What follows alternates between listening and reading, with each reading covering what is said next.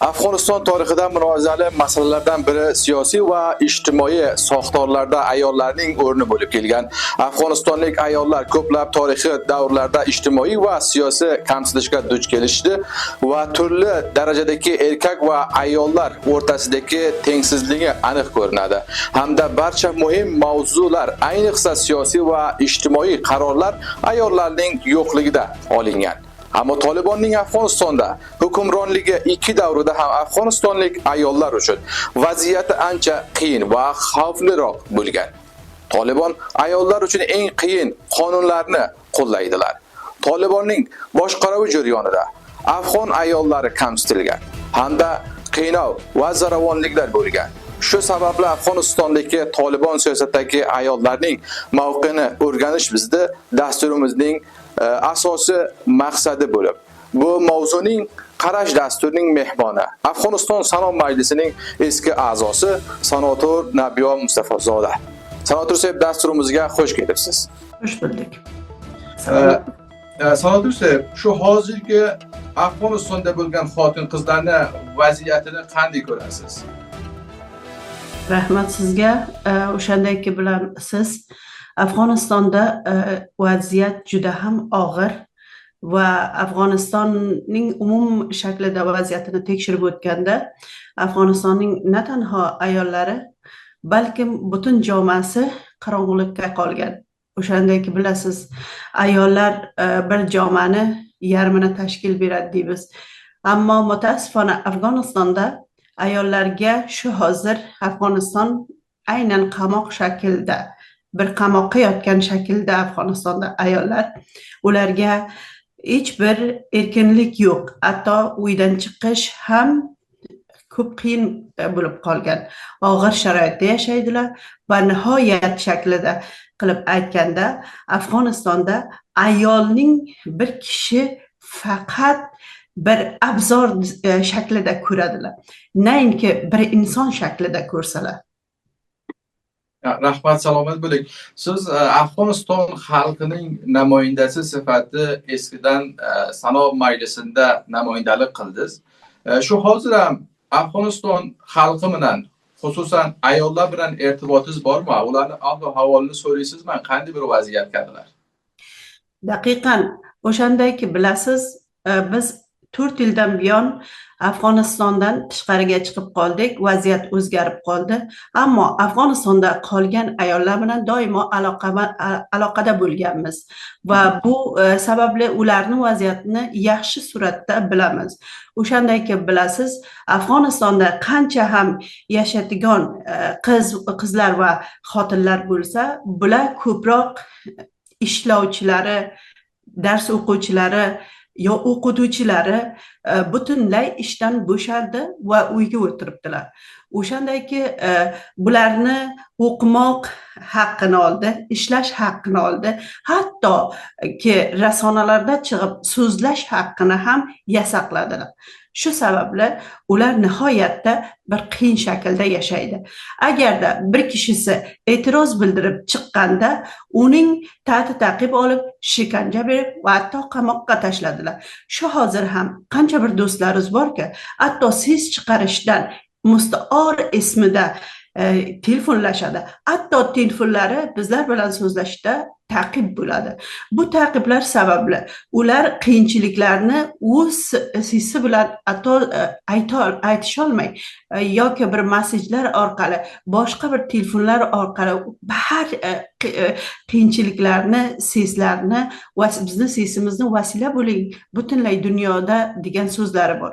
Ammo mutaassifonaki bu johil guruh bularni shunday bir holatda solgan ekan, qancha qiyin kasallikka duch kelib dunyodan o'tib ketdi va qancha ayol qizlarimiz ham ma'yusona ya'ni depression degan kasalliklariga va ruhiy bosqin deysizmi, ruhiy qiyinchiliklarga duch bo'lib qolgan. Bu Afg'oniston sharoit va Afg'onistonning vaziyatda nihoyatda ham qiyin. Bilasizki, o'shandayki Otaturk aytib o'tganki, bir jamiyatning yo bir jomaning qandayligiga boqsang, uning ayollariga boq, ayollar olatiga boq. Qanchalik yetishgan, mutaassifona endi kelajak nasli bir qarong'ulikka dunyoga kelsin va johil tarbiya bo'lsin degan shaklda bular Afg'onistonga ko'proq ayollarni o'rnini ko'zga tutmasdan yo'l boradilar va ko'shish qiladilarki, shu Afg'oniston jomasini bir qahqaroga, badbaxtlikka duchor qilsalar. Salomat bo'ling, tashakkurlar. Umuman qaraganda Afg'oniston faol ayollarni siyosiy o'tirishlarda, prosesalarda naqshini qanday ko'rasiz? Xususan turk ayollarini. Shundaki, bilasiz, Afg'onistonda oldin ham agar demokrasiya, o'sha oldin jamhuriyat paytini aytaman, bo'lganda ham Afg'onistonda ayollar tab'iz orasida yashar edi. Agar diqqatingizni jalb qilgan bo'lsa, o'sha zamonda ham eng bir o'ltirishlarda, muhim fikr almashuvlarda Afg'onistonni ayollari, ayniqsa turk ayollari cheklanib qolgan edi. Bu arada turk ayollarida aslan bir o'rin berilmagan. Hozir ham ko'ramizki, ko'pincha o'zlariga yarasha insonlarni chaqiradilar. U bir siysi, bir millatni siyisini bo'ladigan kishilardan aslan xabar yo'q. Hiç istamaydilar. Ularni siysi, ya'ni turk millati, bizki o'zimizni o'zbekmiz deb aytgan suratda ularni ko'ziga bir gunohkor ko'rinamiz. Gunohkorlarni ne uchun chaqirsinlarki? Bular har doim tab'iz, taassubni doman urib kelgan bir qavm va bir qavmga o'rin bergan insonlar hech qachon o'zbeklarni siyisini bir o'zbek ayoli sifatida aslan tilatmaydi. Ular mana shu o'zbeklarni ba'zan zohiran o'zbeklarga bizda o'rin beramiz deb ba'zi insonlarga bular ot qo'yadilarki, o'zbek, dar haqiqat o'zbek xonadonida ham yaqin bo'lib o'tmagan u kishi. Shunday kishilarni nima qiladi? Va ba'zi o'zbek ayollarini tiladaki, o'zlariday baligo'y bo'lsa, ha, shu gap to'g'rimi? Shu gap to'g'ri. Ya'ni o'zbeklar buni istamaydi. O'zbeklar o'z tilini, o'z istagini, o'z millatini, o'z farzandini og'zidan istaydi. O'zbek onalari ham aynan shunday. O'shandayki, bilasiz, tarixda o'zbeklar o'zini sabit qilib kelgan.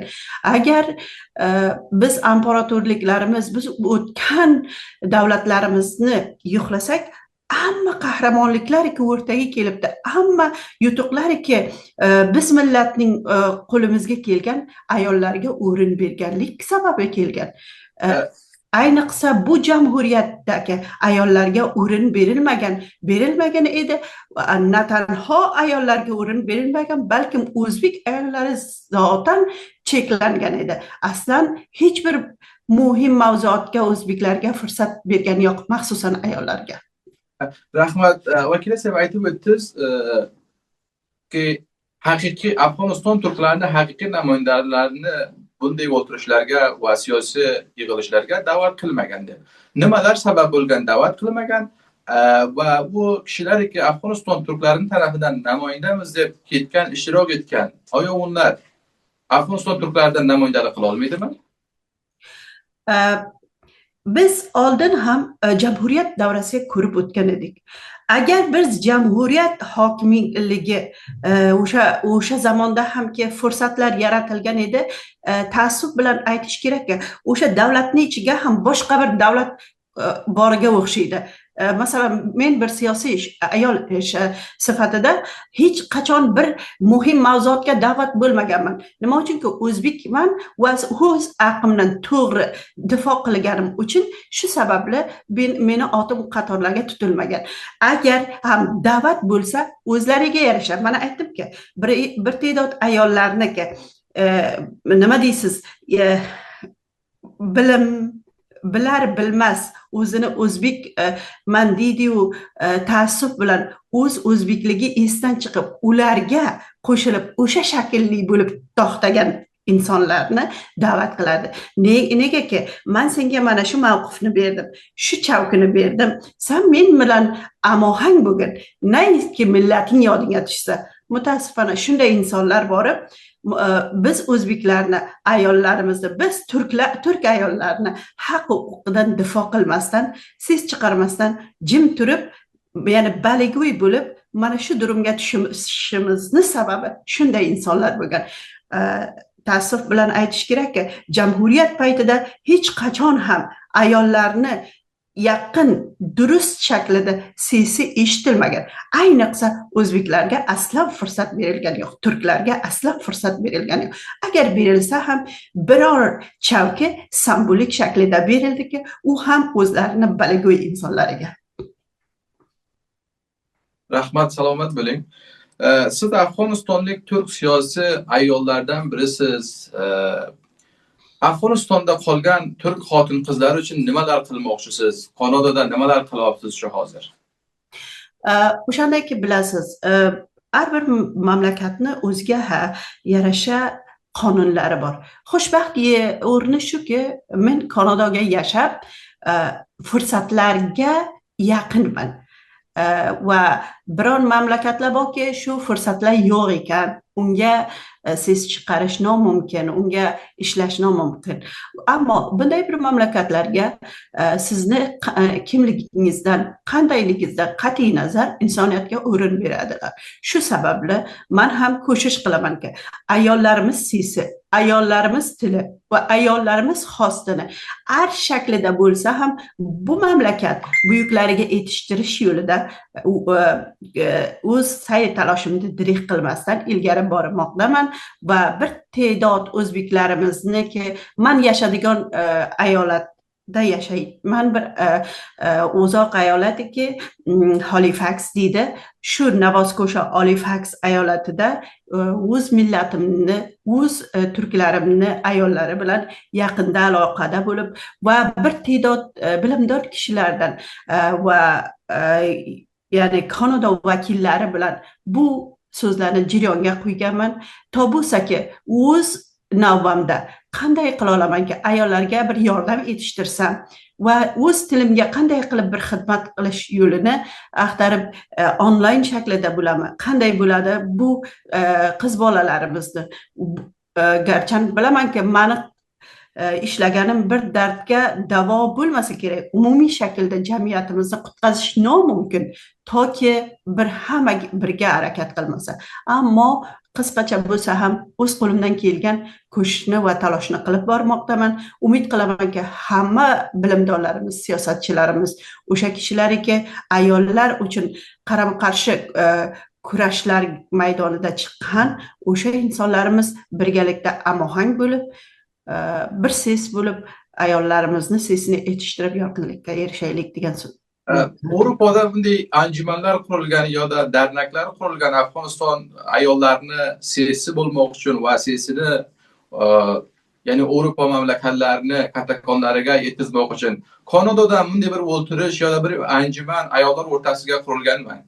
Tabiiyki biz ham shunday bir anjuman yangidan qurdik va bu shaklda masalan Kanada o'zi bir buyuk mamlakat, bu mamlakatda bo'lgan umuman dernaklar va ayniqsa turk dernaklarini birgalashtirib bir ses chiqarishga urinib bormoqdamiz. Umid qilamanki, Avropa, Kanada, Amerikada yashayotgan turklar mana shu shaklda dernaklar vasila bo'lib, o'z seslarni birga to'plab, agar biz bir quvvat bo'lsak, nihoyatda yaxshi bo'ladi va bizni sesimiz erga qolmaydi.